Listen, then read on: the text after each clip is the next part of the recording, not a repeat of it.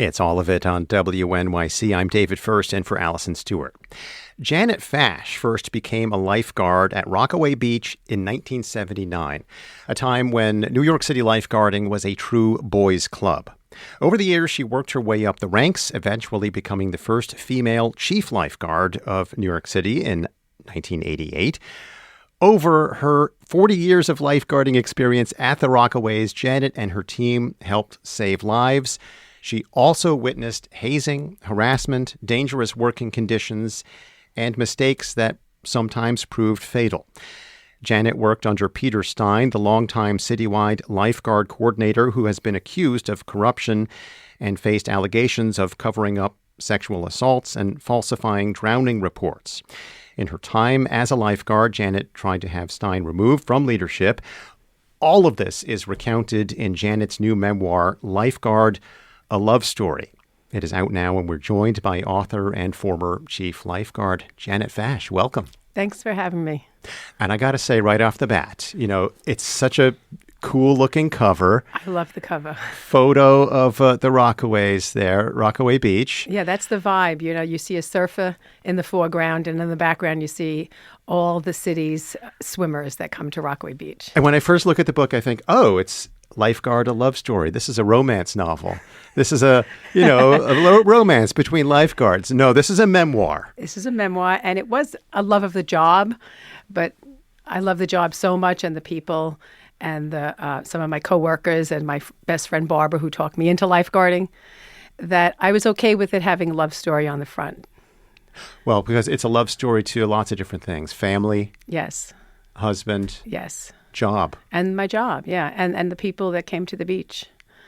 But it's a memoir that, as I detailed, it gets into all kinds of things I wasn't fully expecting when I first started reading. The level of New York City corruption that this book really starts to center on.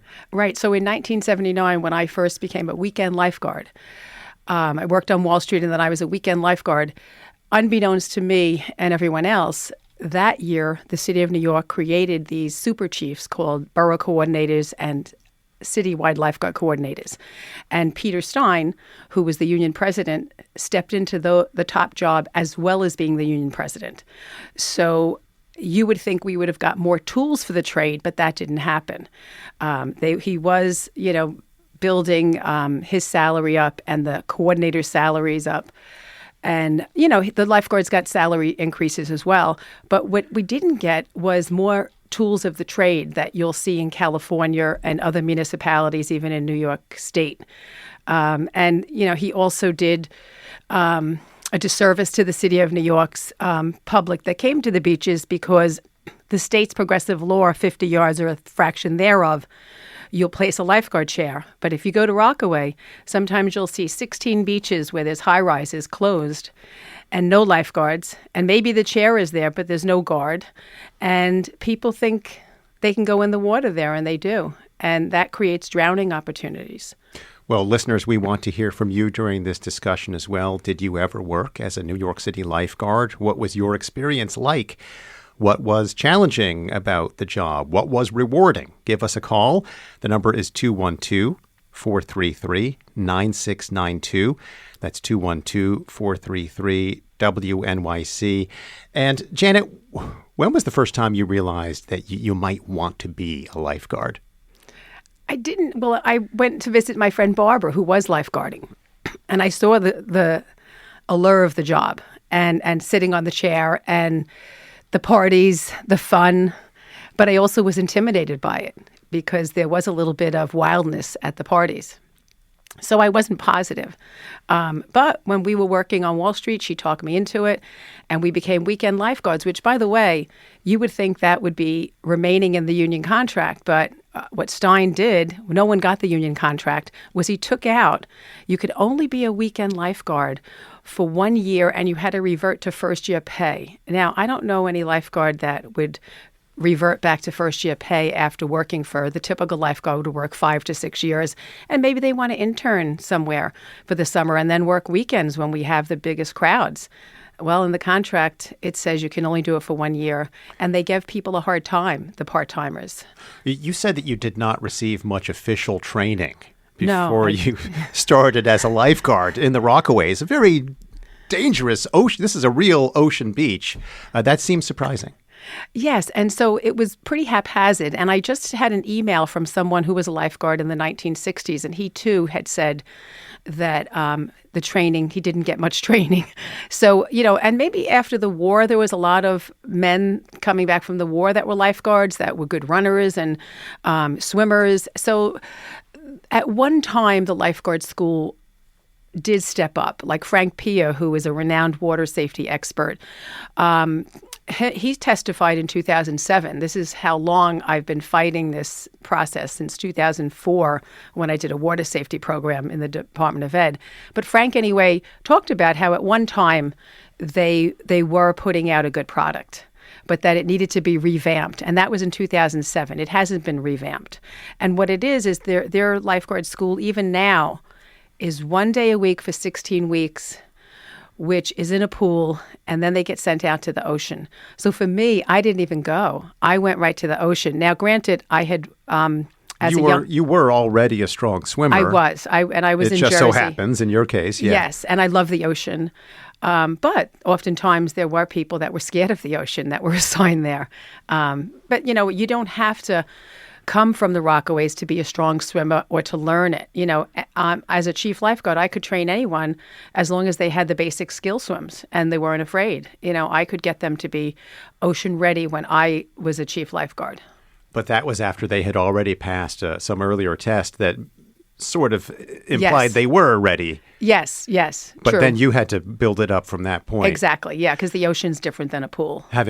Because the test was done in a pool. Is that true for other ocean beaches? It seems like the test should be done in the ocean. In the ocean. So they, like here, they do a 300-yard, which is the state standard, New York state standard, and they do a swim for the new lifeguards. But technically, every lifeguard, when you come back to the ocean, you should do the 300-yard swim as the state says. I promote the USLA. The national standard is 500 meters in the ocean. And that was something that I really got from Joe McManus, was a lieutenant that was also vilified and attacked first. And, he introduced the USLA to us. And that was the national standard of, training on the beach and having the tools of the trade. We're speaking with Janet Fash, author and the first female chief lifeguard of New York City, about the brand new book, Lifeguard, A Love Story. And a lot of this really is a love letter to the profession of being a lifeguard. As you describe in your book, a special part of lifeguarding can be the camaraderie, right? And when everything is going well in a group of lifeguards, what does that teamwork and partnership look like? It's infectious. Everyone loves getting together in the morning and after the end of the day, laughing and joking, but also being serious. When you have two partners and you're the third partner, you're rotating on the chair, you're going out to the rescue board, you're going in the water left and right to push people away from the lateral current. You're actively engaged in having New Yorkers be safe in and around the water. And it is something that bonds you forever. And I think no matter what job you go get, whether you are a radio announcer, a lawyer, a doctor, whoever you are, that lifeguarding sticks with you for life and you love it. The culture that you also describe in the book is not always working together in a positive way. You talk about some very misogynist behavior, men ready to humiliate or harass female lifeguards. Can you talk about this culture of hazing and harassment and drinking? And really, it seems anything goes in the late 70s, 1980s. So women started on the beach like 1974, around that time. And there was a lot of pushback. I just got a letter from a woman that did actually the first lawsuit when she wanted to be a lifeguard in the 1960s, 68, and it settled in 71. And she talked about it, and that paved the way. And it was because there was a height and weight standard for all city workers. So that actually opened up for police and sanitation and FDNY as well, that the height and the weight was disappeared. But So she's a trailblazer, and so was my friend Barbara. But what happened, and Barbara experienced it firsthand, is one of these lifeguards that was cruel. He took her bathing suit off in the water, and we were there on the beach, and my mother was like, You were there with upset. your family, and you saw this happen. Yes, my mouth was open, and my sister gave her a towel, but it was just clearly like who was in charge, and what was this recklessness that was occurring. How did you and other female lifeguards work to fight that kind of behavior? Well, you know what? We made sure we were together, and we also were a team. So at times, you didn't go in the locker room if there were men in there, and if there was, you never took your bathing suit off when you went in the shower. Sometimes they ripped the shower curtain off. So you never felt comfortable doing what other lifeguards do. Now there are female locker rooms, so you have that privacy. Mm-hmm. But there wasn't. It was a locker room that everyone walked into. Janet, one of the defining moments, really, when we're talking about your evolution as a lifeguard was when you saved a fellow lifeguard who had hit his head on a jetty. Is that right? Yeah, the rock jetty. How did that happen? How did that rescue happen? And how did that help you prove yourself as a female lifeguard? So I was on the beach, and my chief lifeguard was on the beach, and a bunch of us were there, and it was hurricane surf.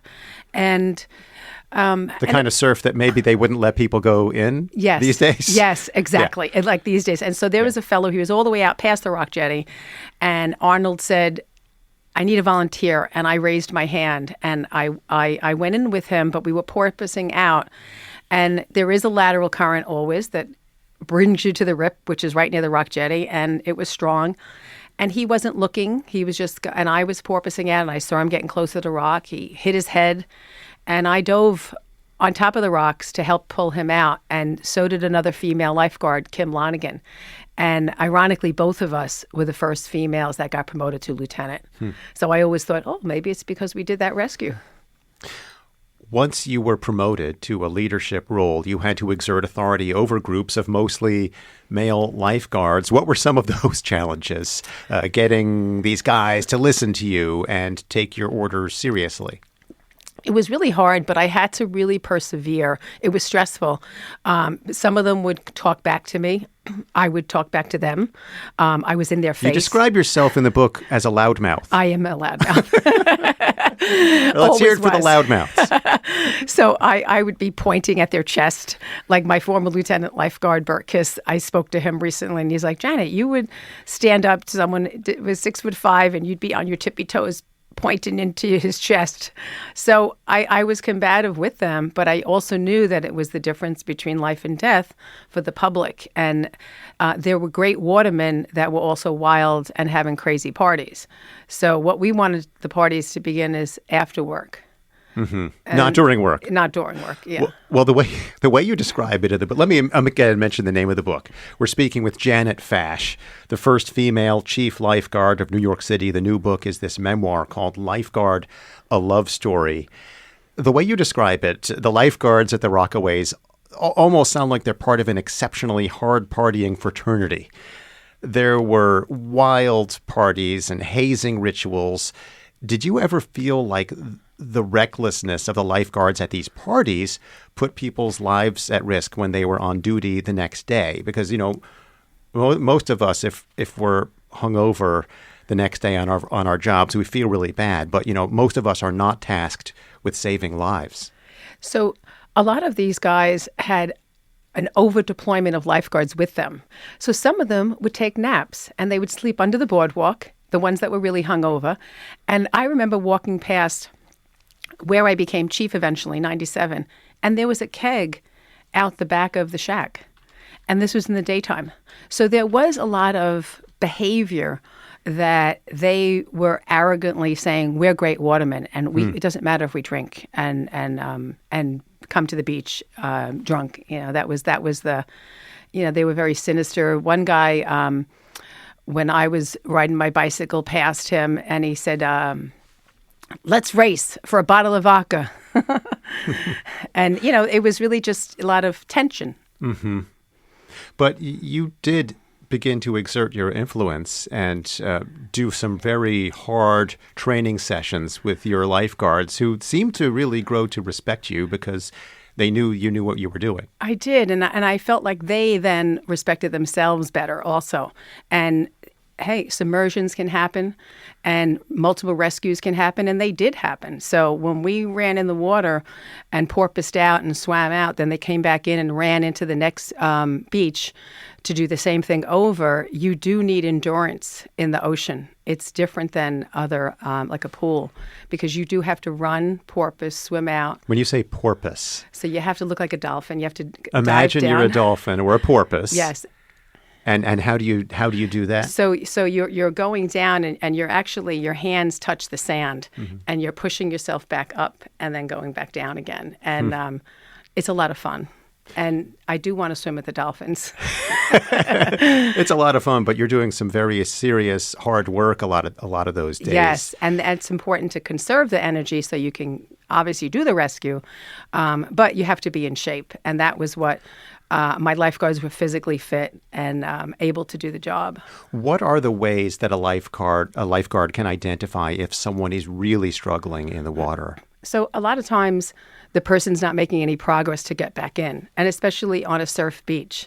And they could be using their arms and kicking slightly, but if they're not moving, and especially on a crowded beach, and you see that, best to go get them early and bring them to the shore. Well, in the book you say, quote, "When someone drowns, it usually doesn't look the way you might expect." Yeah, because the people around them aren't even aware that they're swallowing water. Their hands can go up in the air. And they may be silent. Yeah, the children especially, are just like their hands are coming up, but they're not really reaching, and then they're really struggling.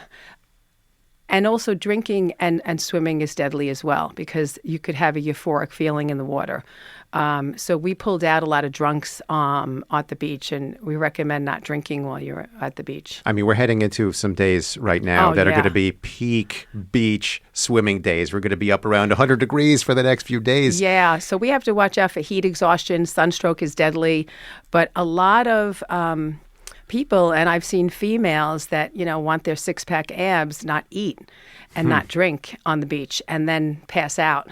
And not necessarily from drinking, just from not eating. So you have to hydrate and eat. Could you give us a little, beside that, some reminders about the importance of really obeying beach rules and keeping a close watch on kids and family? Yeah, so if your kid is at the beach with you, go down to the shoreline and be close to them when they're in the water. And then also look for a lifeguard on the lifeguard chair.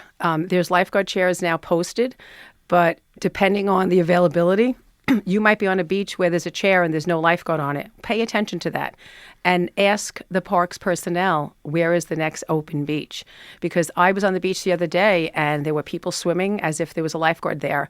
And I had to tell a little kid that was near the rock jetty to come out of the water. And really, I was telling him to remove himself, but there was no lifeguard for 16 blocks.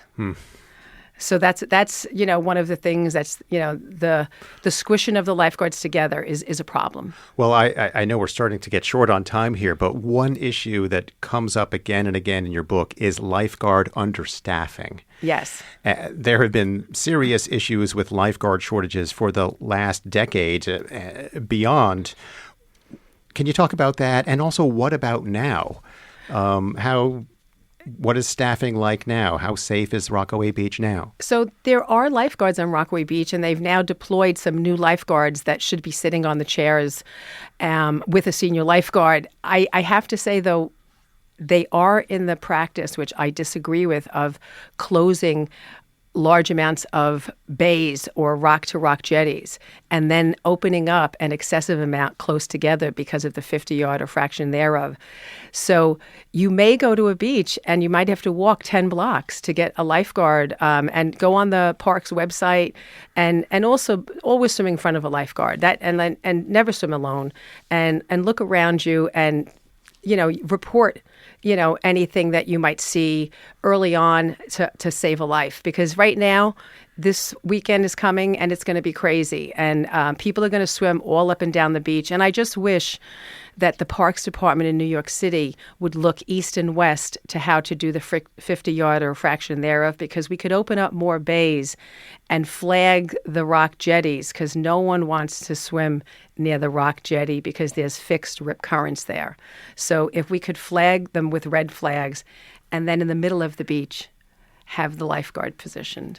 Just in our last few moments here, Janet, what do you still love about Rockaway Beach? I love it all. I love the food. I love the people. I love the ocean. I love riding the waves in and body surfing.